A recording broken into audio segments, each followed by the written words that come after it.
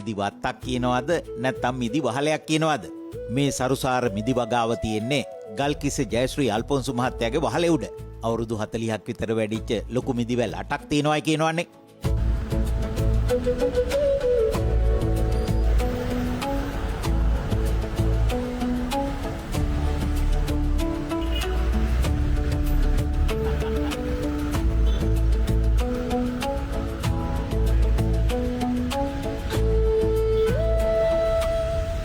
අවුරුදු 40ක් පරණයි මේක.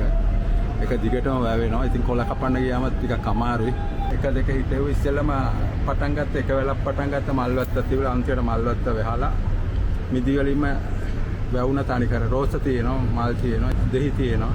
මේ කරපිංච තියෙනවා, රම්පි තියෙනවා, පෝමාරිකා තියෙනවා. මේ ඔක්කොම වහලේ උඩ තියෙන්නේ. ඔක්කොම මේ වහලේ සීට් වහලේ උඩ ඔක්කොම.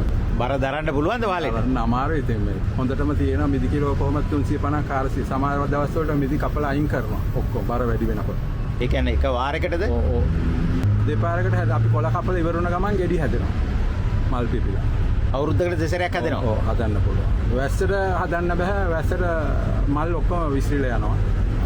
වැස්ස නැති කාලෙට කැපිලා තිබ්බොත් ගෙඩි හැදෙනවා හොඳට. දැන් මේ වැස්සට කැපිච්ච කාලෙක තමයි මේ ගෙඩි හැදලා තියෙන්නේ.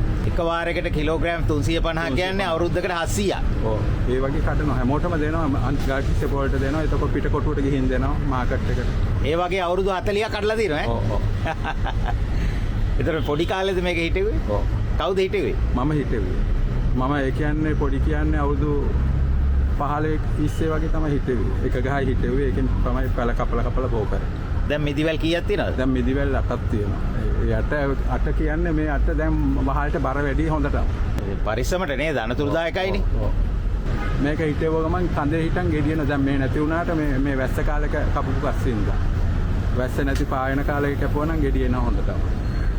පුතාලා 3 දෙනයි දුවලා 4 දෙනෙක් ඉන්නවා. 7 දෙනෙක් ඉන්නවා පවුලේ. ඔක්කොම මිදි කාලා තියෙනවා වෙලේනේ. ඔක්කොම කාලා තියෙනවා. මිදි ඇඹුලයි කියනවනේ. ඇඹුලක් තියෙනවා ටික ඒ වුණාට මේක ෆ්‍රෙෂ් රසයි හොඳට. අර පිටටින් ගේනවා වගේ නෑ. ස්ප්‍රේ කරනවා මල් පොර 10යි 20 ඉච්චර. කාබනික පොර ගන්නවා. තව අවුරුදු දෙකකින් වගේ අපි අලුත් වැඩියා කරන්න බලාපොරොත්තු වෙන්නේ මේ. ගොඩ නැගිල්ලමද? ගොඩ නැගිල්ල. ඒතර මිදිවැල් වලට මොකද වෙන්නේ? එක පොඩ්ඩක් මොන හරි වෙච්ච. පුළුවන් ඒ තුඩට යනකොට ගන්න පුළුවන්. වැල දිගට උස්සලා.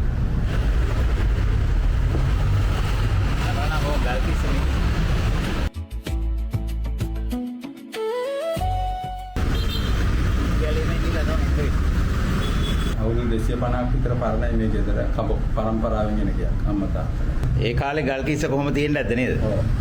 පොඩි කාලේ මතකද ගල්කිස්ස? මතකයි මතකයි. රික්ෂා කරත් එහෙම තියෙන උත්සාහ විසරනවා. දැන් යනවා.